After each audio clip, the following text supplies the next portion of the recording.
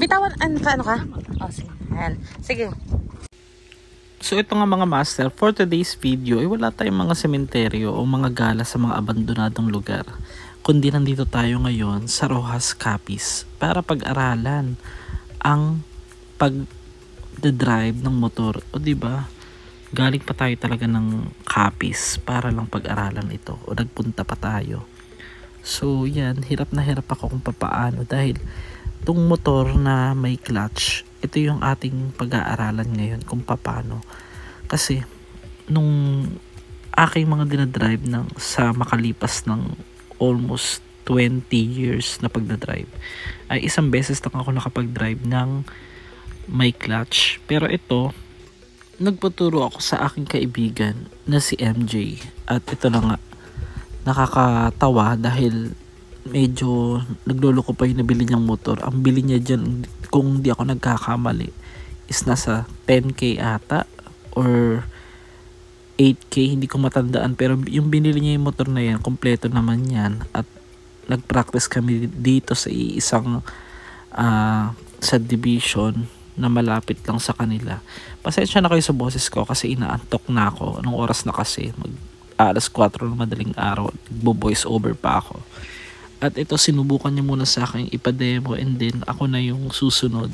And it's my turn. Sige nga, yan mo. Parang hindi ko na ano eh.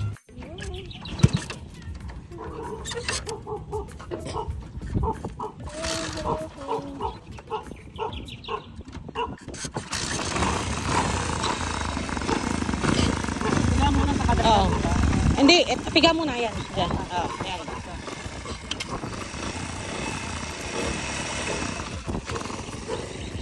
Ayan, dagdag ka, dagdag. Piga, dagdag. Yan. Yan. Obvious naman na tuwang-tuwa yung aking kaibigan na si MJ. Nakakatawa lang dahil na tuloy-tuloy na rin ako. Pero sa kasamaang palad, biglang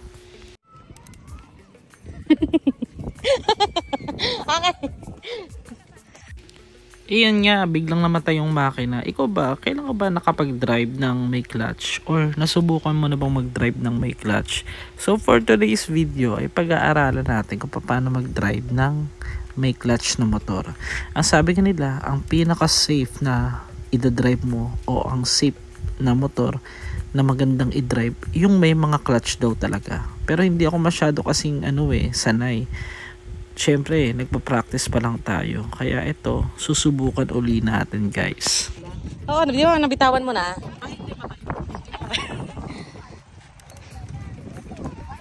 Ang hirap mag-practice na ako may clutch kasi nasanay ako sa manual eh. Oo. Pero yung matic, talagang yun ang dinadrive ko. Kaya nagsimula ako sa manual, pero may malaking difference eh. Ano to? Paano yung pag magpe-preno, kailangan Nakapiga ka dito. Piga, oo. Tapos kaya namamatay. Oo. Tapos pag dandahan mo lang siya ulit ibalik sa dati hanggang sa makaganoon siya, makabalik sa Di ba na mo siya? Pala. Nakakalito. Oo, kasi hinto siya pag nagdiyan ka lang nagpreno, mamamatay. Di ba? Oo. Kaya mo yan. Mamamatay yan. Kaya mo yan. Marunong ka nga sa... Kaya may diretso, okay yan. Oo, okay yan. Basta nakabitaw ka dito. Kapitan ba? Dahil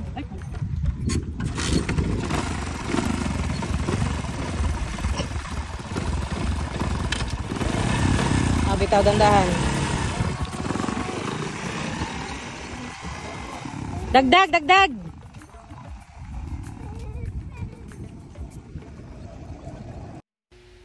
Yan nga, mabilis naman pala siyang pag-aralan. Kaya ito, parang nasasarapan or nag-e-enjoy na ako. Nasasarapan. Nakakaloka. So, yan. Hindi ko na makita yung sarili ko dyan. Dahil nga, nagpa-video lang ako kay MJ. At, yun, naikot ko na nga yung subdivision na ito. So, ang problema na lang natin, kaya ko ba mag-drive sa highway? Pero kompleto naman tayo ng mismong lisensya. Kaya ayan, tumakbo na nga siya. para lapitan ako kasi namatayan na naman ako ng makina. So tatakbo na naman siya dyan sa kabilang part para videohan ako, diba? Todo effort. Nakakaloka lang kasi yung pinagpapractice na namin is, sabi nga niya sa akin, mas magandang araw doon sa sementeryo, mas maluwag. Pero dito, kagandahan naman ay ito nga, mas maluwag naman din dito ng konti. Parang yung ex mo medyo maluwag na rin, charot. At sa hindi nga inaasahan, may nangyaring nakakapangilabot. Tingnan nyo guys. Lagi ng aso ata to. Puta. Ayaw ka muna.